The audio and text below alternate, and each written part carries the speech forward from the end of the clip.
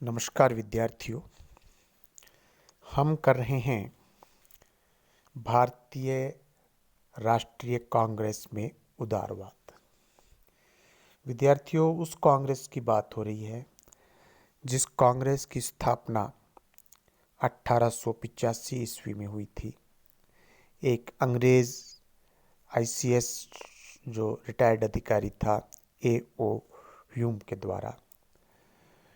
वो कांग्रेस के जो शुरुआती 20 साल हैं, वो कांग्रेस की उस समय जो नीति रही वो उदारवाद से प्रेरित एक उदारवादी नीति उस समय रही। और कांग्रेस ने उस समय जो अपनी ये जो संगठन है, इसमें उन्होंने जो अपनी जो रणनीति, जो पॉलिसी जो बनाई, नीति बनाई, उसमें उन्होंने 3 बातों से बिल्कुल दूर रहने के लिए उन्होंने अपना एक ध्येय निश्चित किया कि विद्रोह नहीं करेंगे। दूसरा, विदेशी आक्रमणकारी को सहायता व उससे सहयोग करना, ये बातें नहीं करेंगे। और अपराध का मार्ग नहीं अपनाएंगे। तो ऐसे उन्होंने एक बिल्कुल एक जेंटलमैन, एक जिसको कहा जाए, वो उनकी पॉलिसी, वो अपने प्रार्थना पत्र लिख के लेकर के जाते, उनके शिष्टमंडल अंग्रेज अधिकारियों से मिलते और अपनी मांगे वो रखते। तो उनको विश्वास था कि अंग्रेज उनकी मांगे मानेंगे और जो दूसरे उपनिवेश हैं, डोमिनियन स्टेट्स हैं, से धीरे धीरे भारत में भी उस तरफ जो है प्रगति होगी, वो ऐसा मानते थे। ये बातें थी सब विद्यार्थियों विगत व्याख्यान की। अब कांग्रेस के प्रति विभिन्न वर्गों की क्या एटीट्यूड था, विभिन्न वर्गों का दृष्टिकोण क्या था, प्रतिक्रिया क्या थी, उसका हम थोड़ा सा अध्ययन करते हैं। सबसे पहला है कांग्रेस के प्रति सामंतों का दृष्टिकोण क्या था। सामंत यानी कि जो जमींदार वर्ग है, उन जमींदारों का कांग्रेस के प्रति क्या उनकी प्रतिक्रिया थी। यहाँ राजाओं की बात नहीं हो रही है, जमींदारों, जिनको सामंत भी कह सकते हैं, ये जो नोबल क्लास है, इसकी बात हो रही है। कांग्रेस के उदारवादी विचारों ने भारत के विभिन्न वर्गों को विभिन्न प्रकार से प्रभावित किया। परंपरावादी सामंतवादी, जो परंपरागत सामंतवादी थे, उस वर्ग के लोग भी ब्रिटिश सरकार से भयभीत थे और आतंकित भी थे, क्योंकि जैसे राज्यों का पतन होता जा रहा था, राज्य ब्रिटिश साम्राज्यवाद के शिकार होते जा रहे थे, तो जमींदारों को भी भय था। परंतु वे इस तथ्य से अवगत थे कि उनका अस्तित्व इस सरकार के पीछे ही है, ब्रिटिश सरकार के। उदारवादी विचारों से भी उन्हें कांग्रेस का भविष्य अनिश्चित तथा अव्यवस्थित दृष्टिगोचर हो रहा था। इस कारण से जो जमींदार हैं, सामंत हैं, वे ब्रिटिश सरकार के साथ ही चिपके रहे, क्योंकि उसी में उनको अपना भविष्य नजर आ रहा था। बात करते हैं विद्यार्थियों व्यापारी वर्ग की। व्यापारी वर्ग का क्या दृष्टिकोण रहा। देखिए, औद्योगिक विकास के अभाव में व्यापारी वर्ग 19वीं सदी के अंतिम दशक तक विकसित नहीं हुआ था, क्योंकि हमारे यहाँ तो कुटीर उद्योग धंधे थे, तो वो दस्तकार थे, हस्तशिल्पकार थे। लेकिन इंडस्ट्रीज जो है वो हमारे यहाँ लेट आई। व्यापारी यह जानते थे कि उनकी तत्कालीन तथा स्थायी आवश्यकताएं ब्रिटिश सरकार के सहयोग से ही पूर्ण हो सकती है, उसके सहयोग के अभाव में नहीं। इसके साथ ही वे यह भी भली भांति जानते थे कि अंग्रेज उनके औद्योगिक विकास में सहयोगी होने के स्थान पर बाधक ही सिद्ध हो रहे हैं। यह बात भी जानते हैं। वे यह भी जानते थे कि कांग्रेस उनका आर्थिक विकास चाहती है, लेकिन इतना सब बोध होने के बावजूद भी व्यापारी वर्ग खुल करके कांग्रेस के साथ में नहीं आए। ये विद्यार्थियों, हम उस समय की बात कर रहे हैं जब उदारवाद कांग्रेस की बात 1895 से 1905। अब बात है सामान्य जनता की, आम भारतीय, उनका क्या दृष्टिकोण है। देखिए, ब्रिटिश सरकार उस समय बड़े गर्व के साथ यह बात कह रही थी कि हम खेतों में काम करने वाले किसानों के जो किसान हैं, उन किसानों के अभिभावक हैं, संरक्षक हैं। असभ्य भारतवासियों में शिक्षा का विकास करके हम उन्हें सभ्य बना रहे हैं, ये अंग्रेज कहते थे। परंतु आम भारतीय सामान्य जनता 19वीं शताब्दी के अंत तक निरक्षर ही थी। इस कारण वह अंग्रेजों के शोषण और उनके आर्थिक दोहन को ठीक से समझ नहीं सकी। यही दशा किसानों की थी, यही दशा आम भारतीय की थी। निरक्षर होने के कारण ही सामान्य लोग इधर कांग्रेस के सुधारवादी विचारों से अवगत नहीं हो सक रहे थे। दूसरी ओर ब्रिटिश सरकार के आर्थिक शोषण के कुचक्र, उनके शोषण के जो टूल्स हैं, साधन हैं, उनको लोग नहीं समझ पा रहे थे। परंतु निश्चित रूप से धीरे धीरे जनता के बीच में कांग्रेस एक हितैषी संस्था के रूप में उभरने लगी। धीरे धीरे लोग कांग्रेस को नोटिस भी करने लगे। अब विद्यार्थियों, हम बात करते हैं कि कांग्रेस नेताओं द्वारा जनता को न समझ पाना, भारतीय जनता को न समझ पाना, उस समय की परिस्थितियां। कांग्रेस के शिक्षित नेता वह भी भारतीय जनता की भावना का आंकलन अभी सही नहीं कर पा रहे थे। वे भारतीयों को अशिक्षित, सामाजिक व सांस्कृतिक क्षेत्र में पिछड़ा तथा साम्राज्यवाद के विरुद्ध संघर्ष, जो भी संघर्ष, उस संघर्ष को करने में अक्षम और कायर समझते थे। उस समय जो कांग्रेस की लीडरशिप थी, वे आम जनता को अभी त्याग, वीरता व साहस की भावना से अनुपस्थित समझते थे।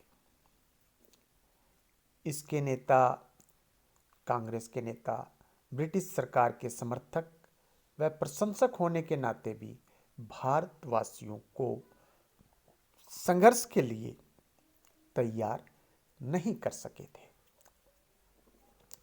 इसी प्रकार आम जनता भी 20वीं शताब्दी के प्रारंभ तक कांग्रेस को राजनीति के क्षेत्र में कोई क्रियाशील संस्था के रूप में नहीं देखती थी। यही कारण है कि कांग्रेस के जो अधिवेशन हैं, 1885 में कांग्रेस बनी। 1894 का जो अधिवेशन है, लगभग 10 साल के बाद भी इसमें कुल मिलाकर के 1163 व्यक्तियों ने भाग लिया था। एक अखिल भारतीय संगठन जो इतने बड़े उद्देश्य के लिए कार्य कर रहा, उसकी सदस्य उसमें मीटिंग में, कॉन्फ्रेंस में भाग लेने वाले सदस्यों की संख्या मात्र 1163। अब हम जानना चाहेंगे कि ब्रिटिश सरकार जो है वो इस संगठन के प्रति क्या सोचती है, कि ब्रिटिश सरकार की कांग्रेस के प्रति क्या नीति रही, क्योंकि इसकी स्थापना अंग्रेज अधिकारी A.O. ह्यूम के द्वारा की गई थी और वह भी उस समय जबकि लॉर्ड लिटन की प्रतिक्रियावादी नीति और पुलिस जुल्मों से तंग आकर भारतवासी क्रांति की कगार पर आ गए थे। विद्यार्थियों, यह पंक्ति बहुत महत्वपूर्ण है। अंग्रेज देख रहे हैं कि भारत के जो लोग हैं उनका मूड अंग्रेजों के प्रति गुस्से में है और वे सड़कों पर आ सकते हैं, वे अंग्रेज अधिकारियों पर आक्रमण कर सकते हैं,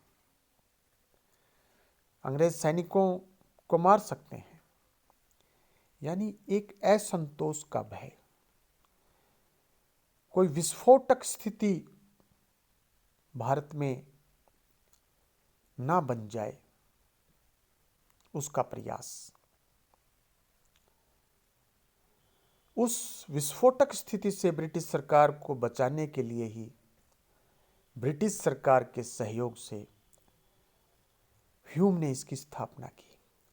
यानी कि विद्यार्थियों, यह जो भारतीयों की जो भावनाएं थीं, उन भावनाओं को एक प्रकार शांत करने का प्रयास था। जैसे कोई दूध उबलता है और उसमें कुछ पानी के छींटे दे दिए जाते हैं, वो एक बार शांत हो जाता है। भारतीय भावनाएं उबाल पर थीं, कोई क्रांति ना हो जाए, कोई विस्फोट ना हो जाए, तो एक लॉलीपॉप अंग्रेजों की तरफ से कि भाई अब भारतीयों के हितों की रक्षा के लिए एक अखिल भारतीय संगठन बन गया है जिसका नाम है भारतीय राष्ट्रीय कांग्रेस।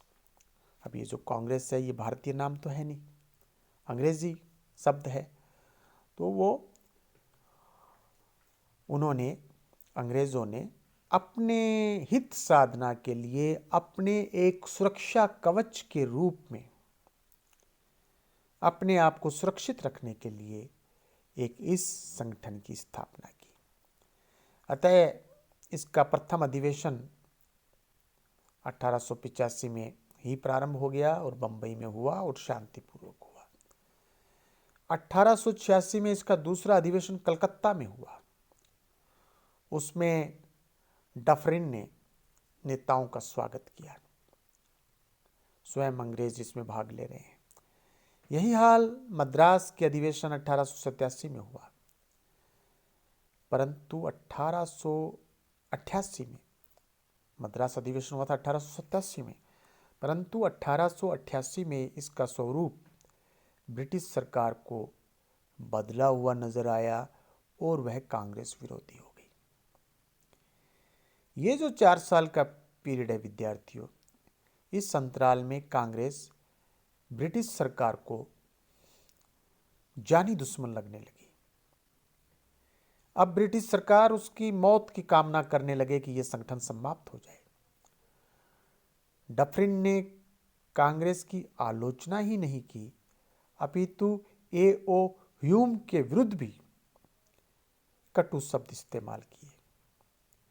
अब प्रश्न यह उत्पन्न होता है कि 4 वर्षों के अंतराल में ही कांग्रेस ने ऐसे कौन से क्रांतिकारी काम किए या उसमें ऐसे कौन से क्रांतिकारी परिवर्तन आ गए जिनके कारण ब्रिटिश सरकार उसकी कट्टर विरोधी बन गई। उदारवाद एवं ब्रिटिश सरकार के परम भक्त नेताओं की यह कांग्रेस ब्रिटिश सरकार की कोपभाजन बन गई। 1887 के अधिवेशन में हम कुछ परिवर्तन देखते हैं जिसके कारण ब्रिटिश सरकार कांग्रेस से चिढ़ गई। क्या परिवर्तन थे? पहला, नेताओं ने अंग्रेजी में भाषण न देकर हिंदी में देना प्रारंभ कर दिया और इसका लाभ क्या हुआ कि जो भारतीय जनता है वो कांग्रेस के कार्यों से परिचित होने लगी। पहले तो अंग्रेजी में भाषण हो रहे थे तो लोग समझ नहीं रहे थे, तो उनको पता नहीं था कि कांग्रेस क्या है, क्या कांग्रेस करने वाली है, क्या इसका महत्व है, क्या इसका संगठन है, क्या इसके बारे में नहीं जान पा रहे थे। तो भाषण हिंदी में देना शुरू किया तो अंग्रेजों के पेट में दर्द हो गया। दूसरा, कांग्रेस नेताओं द्वारा वायसराय व गवर्नर्स के काउंसिल के मेंबर्स जो हैं उनकी जो एक्टिविटीज़ हैं उसकी आलोचना कांग्रेस के नेताओं द्वारा की जाने लगी।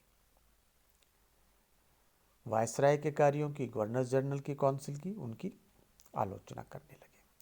तीसरा, शांति व अनुरोध के मार्ग पर चलने वाली कांग्रेस ने कुछ आंदोलन जैसी बातें करनी प्रारंभ कर दी।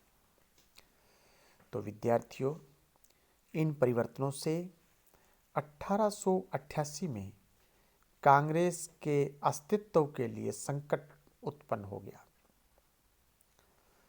मद्रास के अधिवेशन में यानी कि 1887 में कई इस प्रकार की पुस्तिकाएं, बुकलेट्स बांटी गई जिनमें ब्रिटिश सरकार की नीतियों पर सवाल थे। ब्रिटिश सरकार के जो लोग थे वो कांग्रेस के पीछे पड़ गए। सरकार ने जमींदारों व पूंजीपति व्यापारियों को अपने प्रभाव में लेकर उन्हें कांग्रेस में जाने से रोक दिया। कांग्रेस को उल्टे रास्ते जाते देख 1888 में जो डैफरिन की प्रतिक्रिया है उसका एक स्टेटमेंट विद्यार्थियों मैं आपको पढ़कर सुनाता हूँ। उसका स्टेटमेंट था कि तथ्य यह है कि कांग्रेस समाज के उस अति अल्प अंश का फल है जिसके विषय में मैं पहले ही कह चुका हूँ कि उस पर प्रत्यक्ष या अप्रत्यक्ष रूप से यूरोपीय शिक्षा का प्रभाव पड़ चुका है। वे न तो भारत के रईसों का प्रतिनिधित्व करते हैं और उनका विशेष संपर्क या सहानुभूति जनता के विराट अंश में भी नहीं है। न वे सारे साम्राज्य की स्थिरता की रक्षा के बड़े प्रश्नों में से किसी को समझने की क्षमता रखते हैं। ये डफरिन ने कहा कि ये ना तो रईसों का प्रतिनिधित्व करते हैं, ना ये सामान्य लोगों का प्रतिनिधित्व करते हैं। अंग्रेजी में पढ़े लिखे लोग हैं, यूरोपीय शिक्षा का इन पर प्रभाव है और वे साम्राज्य के स्थिरता की रक्षा जैसे प्रश्नों के बारे में भी नहीं समझ पाते। ये डैफरिन ने इनकी आलोचना की। कांग्रेस के मद्रास अधिवेशन में एक व्यक्ति सरकार की मर्जी के खिलाफ चला गया। उससे जिला अधिकारी ने 20,000 की जमानत ली। इससे स्पष्ट होता है कि कांग्रेस अब नित्य प्रतिदिन जनमानस के हृदय पटल पर अपना प्रभाव अंकित कर रही थी। कांग्रेस की बढ़ती इस लोकप्रियता की खबर से खींचकर ही लॉर्ड कर्जन ने 1919 में भारत सचिव को पत्र लिखा। उसमें लिखा कि कांग्रेस धीरे धीरे लड़खड़ाकर गिर रही है और मैं भारत में रहते हुए इसकी मृत्यु में सहायक बनूंगा, इसकी शांतिपूर्ण मृत्यु में सहायक बनूंगा।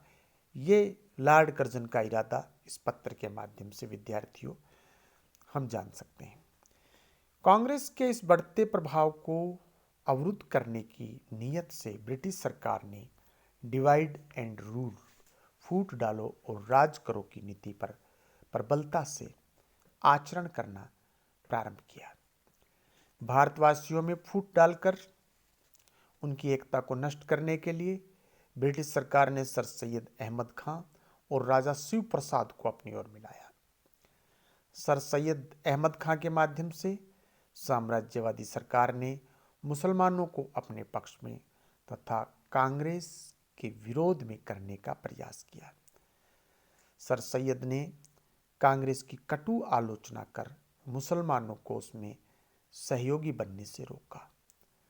कांग्रेस के प्रथम अधिवेशन में कुल 72 सदस्य थे, जिसमें से मुसलमान 2 थे, लेकिन दूसरे ही अधिवेशन में इनकी संख्या 33 हो गई। तीसरे अधिवेशन की अध्यक्षता करने वाले मुसलमान थे बदरुद्दीन तैयब जी। कांग्रेस में बढ़ती मुसलमानों में बढ़ती इस कांग्रेस की लोकप्रियता को रोकने के लिए सैयद अहमद खां सरकार का एक उत्तम साधन बन चुके थे। उन्होंने मोहम्मडन एजुकेशन कॉन्फ्रेंस तथा United patriotic association, Mohammedan educational conference तथा यूनाइटेड पैट्रियाटिक एसोसिएशन, इनका गठन किया। इन दोनों संगठनों के सहयोग से उन्होंने मुसलमानों को कांग्रेस विरोधी बनाने का बहुत तेजी से प्रयास किया और इसी नीति के परिणाम स्वरूप 1906 में मुस्लिम लीग का जन्म हुआ और यह संस्था अंत तक ब्रिटिश सरकार की समर्थक और कांग्रेस विरोधी बनी रही। ब्रिटिश सरकार ने एक तरफ तो मुसलमानों को कांग्रेस में जाने से रोका, दूसरी तरफ कांग्रेस को भी संतुष्ट करने का प्रयास किया। 1892 का अधिनियम कांग्रेस को तुष्ट करने की नीति से ही पारित करवाया था। इस अधिनियम के अंतर्गत लेजिस्लेटिव काउंसिल के सदस्यों को बजट पर बहस करने और जनहित के मामलों में प्रश्न पूछने का अधिकार मिल गया। इन सब से निसंदेह कांग्रेस की लोकप्रियता अवश्य बढ़ी, पर वह विशेष उपलब्धियां प्राप्त नहीं कर सकी। इसी कारण विद्यार्थियों, जनसाधारण ने उसकी आलोचना भी की और बड़े बड़े नेताओं ने भी स्वयं लिखा।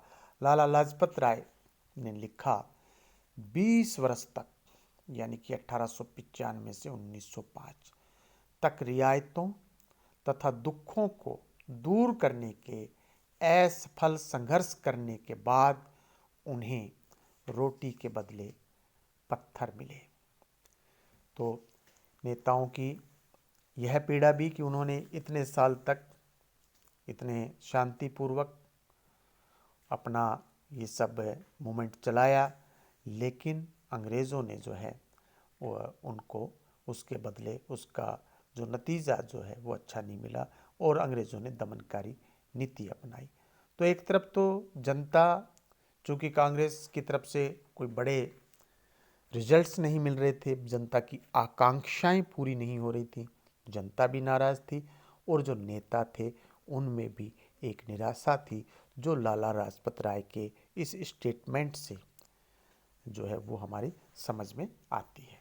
शेष अगले व्याख्यान में। बहुत बहुत धन्यवाद।